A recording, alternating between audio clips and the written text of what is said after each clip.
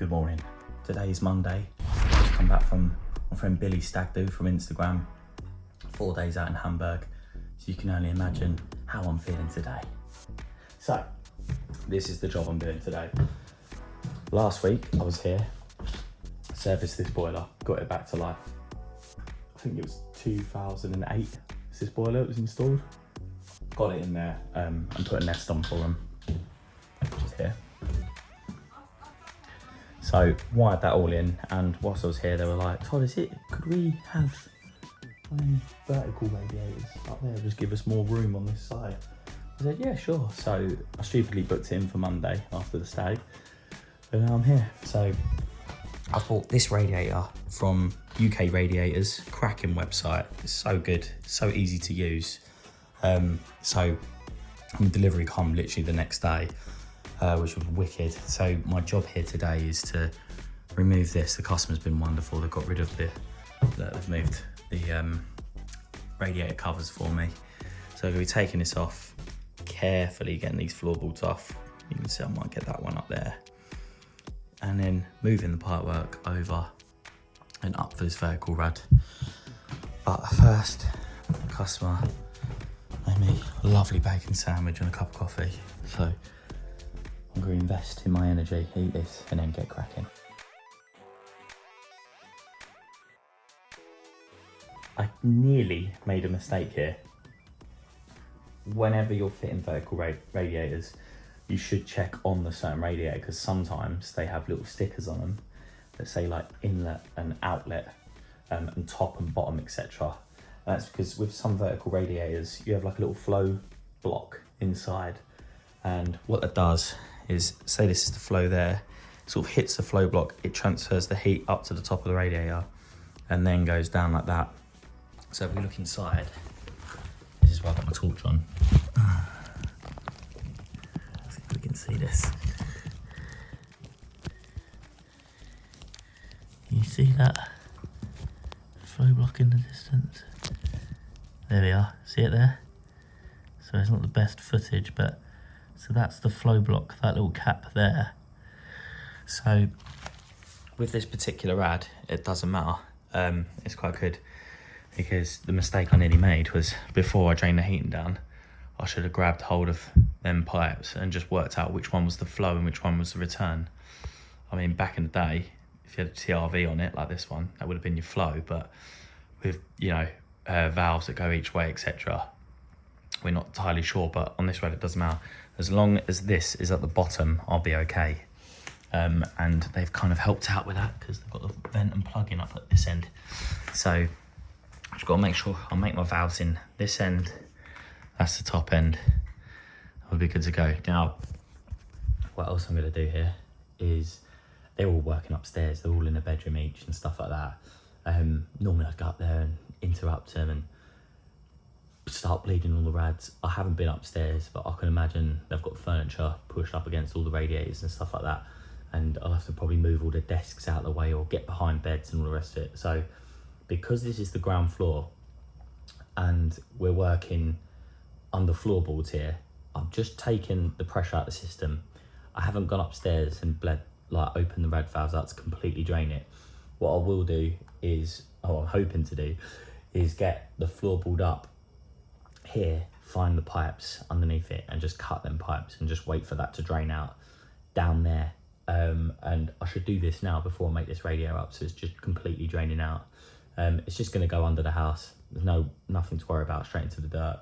So I'm going to do that, and then obviously at a late date, once we're having some lunch, or well, hopefully done by lunch, but I can go back up there and vent the rads. And if I'm only sort of upheaving them once rather than twice, pardon me. Right. Do you know what? I need some music. That's what I need. I need to get my AirPods on and have a little bit of blast. It's all a bit too quiet down here. Here we go. Just got to carefully get this floorboard up now. So I'm going to be going for that one there. And they are finished floorboards. You can see I've utilised the radiator packaging here. Does that go under goes under that skirt in there, doesn't it? Yeah, I might look. There's a bit of a gap there, so I should be able to get that one up. I'm very, very careful. You have to start that end and lift it up into the floorboard and then get that up. I just got to very carefully get this up. But I have spoken to them and said, you know, look, I'll try and utilise that gap and I'll do my best not to damage it. But given how dark the varnish is, any kind of screwdriver or chisel or something is going to leave a mark. So let's try and be very careful.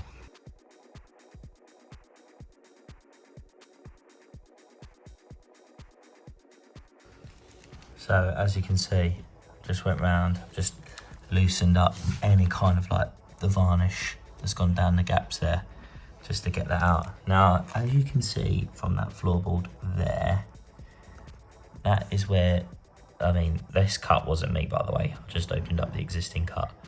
You can see there, that is where, that's the pop mark. So I'm just gonna put my screwdriver exactly there. And then I'm not damaging anything more than what's already there. Obviously what it will do is it'll probably just take the varnish off there if I'm not careful. And then we'll see if we can pop this up just from there, but that's gonna be my initial point. I know some people are like, why on earth is he going into so much detail about popping a floorboard? There are a lot of apprentices out there, or even plumbers, mate. I go there and they are floorboard butchers, mate. They just go crack, split it all down here, got a couple of 2-inch 10s, put it back, and it's just terrible. So I'm just trying to show a bit of finesse just to kind of help us keep our reputation intact, us heating engineers, you know what I mean?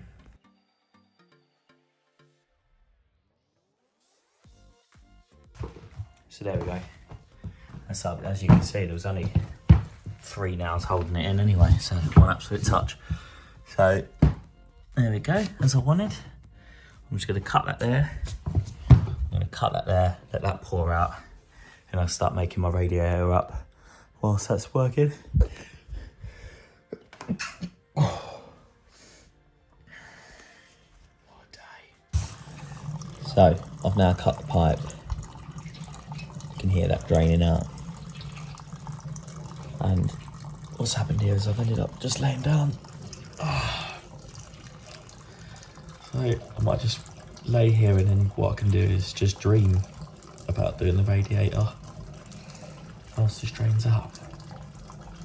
Okay, so now that's makes it stop running out. There's only a little bit of excess in there. See it there, look, pipe stop doing that. Just in case there's any little extra bits that want to fly out, I'm going to make the rad up now. So these are the brackets it comes with, and to be honest, I feel like all vertical rads need to up their game with brackets. Even if they had one that come out this side as well, and you know, you just had a fair bit. There's just an awful lot of weight here on 2 very close together holes.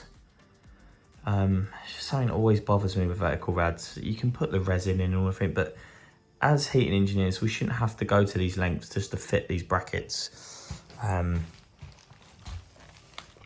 You know, I mean, I've got a good solid wall there, so fingers crossed this all goes well. But I know for a fact if I was to use these, we might just get away with it, but you normally have to go to great lengths to sort this out. Now, little tip here, when marking up your rads and trying to hang them and stuff, it can be a bit tricky. So here's something I like to do. Now, if you hold the bracket kind of like square, so with my eye through the camera, it's probably about there somewhere. We'll hold it there. Now, when I look through, can you see that the bottom of that radiator is about halfway on that top hole there? So this is the bottom of the radiator. I'm just gonna double check that. So yeah, that's pretty square on there. From above, it's about halfway. So I know for a fact that the bottom of the radiator is going to line up with the top, the middle of that hole. So when it comes to hanging my radiator, I'm going to mark where I want the bottom of the radiator, and as you know, that is going to be the top half of that. Now what I'm going to do here is bring the same old bracket up the top. Just got to double check that they're orientated the same way, which they're not. So you've got to be careful with that. So sometimes the brackets are all the same, as in they're all like this. But as you can see on these ones, they're not, they're different. So you just got to be careful with that. Just watch out for things like that. So now we've got a left and a right hand bracket by the looks of things. So we've got or an S and an S. I was going to say L and R, but it didn't. So right, we've got a left and a right hand bracket. So for me, I would do it like that. That's how I'd hang it. So you don't see the screws from the outside. So I'd have that there. So that's there. Then we're gonna have the same bracket up here. Now what I'm gonna do here is the same theory. So I'm gonna put that on there. Hold that square on there like so. So not up, not down, like that, right? And then what I do, because this is now the back of the radiator, right? I won't move that, but what I will do is I'm gonna put a tiny little pencil mark where the middle of the top of that hole is there. And then I'll take this away. Once I've got two hands and I can mark it with a pencil, I've got my little line there. I'll then measure from the bottom of the radiator up to there. And we know that's gonna be the height difference between there. And that's why I've laid this radiator down nice and flat. When you're working on your own, it's nice and easy. So that's how I'm gonna do that. And of course, once we've got the height difference, I can then just get my other bracket, put it over here, take the measurement between the two, and I can transfer that onto the wall. And then crack on with the hardest part of these radiators, and that's getting a decent fixing to hold it on. There's a lot of weight there. You just got to pray that this wall is good. It feels good. So I'm just praying so bad. So basically, to choose my height here, I've just gone the height of my level above the skirt in there as the top of that hole in the bracket. That's where I'm going to mark my line now. Right, so that's all my fixings. Look, that's where they're all going to go. And up to this stage, everything's going well. But this is the only thing that's sort of out of my power here. If my drill bit goes in, hits like the mortar and goes on the wonk, or opens up, or you know, if I don't get two really good solid fixings here, I'm toast. This is game over. So I've got 8 holes. Just got to pray that it all goes all right. And if they don't, then what I'm gonna have to do is go to Screwfix or something, drill this out, get the chem fix, put the bloody rods in the wall, let it go off, cut the rods, but it's a palaver, mate. So let's just pray that these raw plugs work nicely. So what I'll do here, I know, well, especially now I've drilled it, I know that this wall has got like that render on the front, and then you got the brick behind. So obviously anywhere in this wall, we could have the, you know, mortar joint or the cement running through the brick line. It could be any height. So unless you hit the jackpot and you hit in the middle of the brick, it's, you know, it's never gonna happen. So with these radiators, especially when you've got two fixings so close together, if you was to use the raw plugs that it comes with, or what you probably want, which is like a 10mm hole either side, yeah, I know once you stick that in there, you imagine as the drill bit goes into the wall, it will, like, you'll do the first hole fine, no worries, but when you go for your second hole in the 10mm bit, what will happen is in the wall is like, if you're on the edge of the brick or something, it'll just like crack off and you'll have no fixing there whatsoever. So what I like to do when I'm doing stuff like this, like I said, there's always the backup of going and getting the rods and putting the chem fix in anyway, but I use something like that. This is like a little Bosch tile drill bit, and I'll send that in the wall because this is only a 5.5 bit, right? And then obviously with that in, almost acts like a bit of a pilot hole. So if you do want to open it up or whatever, you can. But what I'm going to do with that is, as I was drilling that in, and I couldn't film it, I should have set up on a time lapse or something, but I was holding that impact dead still, so it just didn't like deviate out and stuff, and I could feel that render, and it was like, it was just trying to send my drill bit into different directions. I'm trying to hold it dead straight and sort of carefully just drill it through. Now, obviously, whilst that's happening, it opens the hole up probably into about of a 6mm hole. It's gone from 5.5, probably opened up 0.5mm. So what I'm gonna do is I'm gonna get the Fisher raw plugs and just like bash them in there. And then because they're wedged in a 5.5/6mm hole, they'll be really solid. And then what I do in that then is when I bash them in a bit, the holes are quite big in a Fisher fixing. So I can get like a 2" 10 or 50mm, sorry, ram it in that. And I reckon that'll be the best fixing you can get for that, but probably a longer screw, probably I'll get a 70mm, sorry, by 5. Put that in there, and then that will hold that dead still. And that should be a good fixing, but it's obviously a lot easier said than done. Let's try it. Have a cup of tea and then go to the van. Get my fixings, but the neighbours are having a chat. Apparently he's moving out on Monday, so they're having a goodbye chat.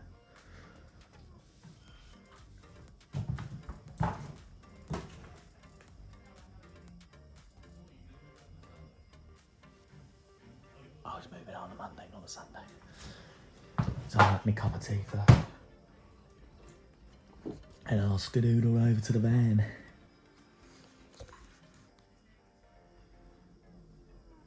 Okay, I've got to break this up. It's too long, far too long. Wait ages. Oh, no, sorry guys. Sorry. All of us are supposed to be working. Wish I could work from home. Yeah, I got me biscuits. This is when I get to the van and I realise I haven't got any 6mm raw plugs. Fisher ones, and then I have to use the bigger ones anyway. And everything I've just filmed on YouTube has been a complete and utter waste of time. I've got 8mm. Well, in a solid fixing, they're holding 110 kilos because they are the right raw plug for the job. And I've got my 70s here. I've got to open these holes up now. Oh. Like I said though, because I sort of pilot hold it should be a bit better. Take a bit of the good stuff as well, squeeze that in there. That can't help either. Right, here we go. This is my 8mm one. I've got to make these. I think Dark gave me these years ago. Oh, very carefully open these up now. Oh, wish me luck.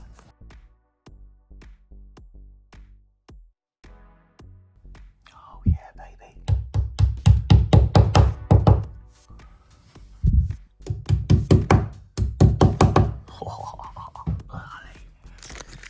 So this is when I go into decision making mode, because pull my screw box in, there's 70mm, 5mm thick, which I like, but then realise I ain't got any washers with them. They're back in the van, so I'd have to go back to the van. So then I'm like, do I use the ones that it comes with? They're a little bit shorter, probably a little bit thicker, and you don't need a washer. And the answer to that is yes, it saves me a trip to the van. So, welcome back post-lunch. So, I just drilled the holes, 90mm hole saw. And then what I've done is the old rad holes there, it's the old one, I just put the bit inside it. I know it's not the best, but it's better than something, isn't it? Just for a minute. But I had another one to show you that, and I don't know what's happened to it. I literally just put it there. I've just been looking for it. It's probably fell back down the hole, isn't it? Oh, yeah, there it is. Oh.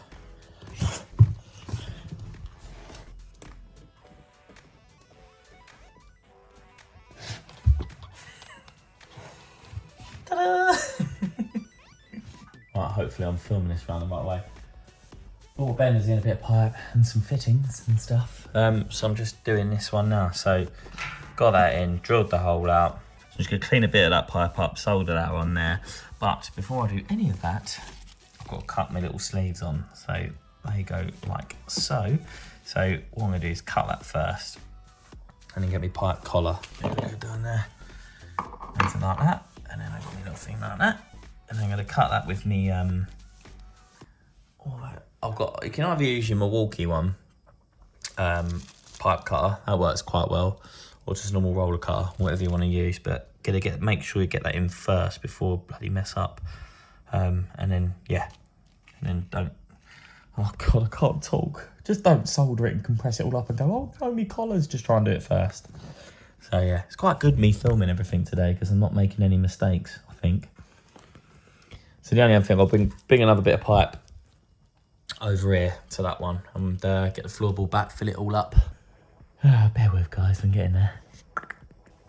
You see, and then let this up like that.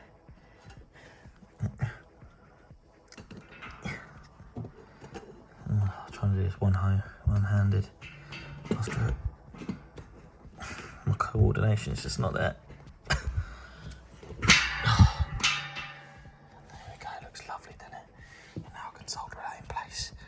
But what I'm going to do first is I'm going to crimp that up and then I'm going to take it off and put some boss wire around it. I don't know why I'm whispering. God, I'm delirious. Right then, that's that done. On to the next one. Ball valve. Right. Much to my delight. So I'd had enough of that now. I got to, went up there was a bath tap and a ball valve. And they were like, can you change them? I went, all right. So went upstairs and they just had like showers. And I said, well, they had a bath downstairs, but with a normal, like the bath tap looked absolutely fine. So I was like, where's this for? Is this for like the bath? And she's like, no, it's the shower in the loft. And then I was like, this is a bath tap. And then her son upstairs was like, oh no, did I buy a bath tap? I said, look, I'll tell you what, I've got to turn all the water off. So I'll just come back Wednesday. We'll sort that out. Get all the water off. I can do the ball valve and all the rest of it. And I'll pick you up a shower so we can change the shower. She's like, oh, thank you so much. I was like, good, I can go home now. So yeah, that's that. Maybe I'll do some video on me changing the ball valve and the shower, which will conclude this episode. But if I don't and I forget, well, I hope you've had a good time on this episode. Much love, subscribe, see you later, bye bye bye.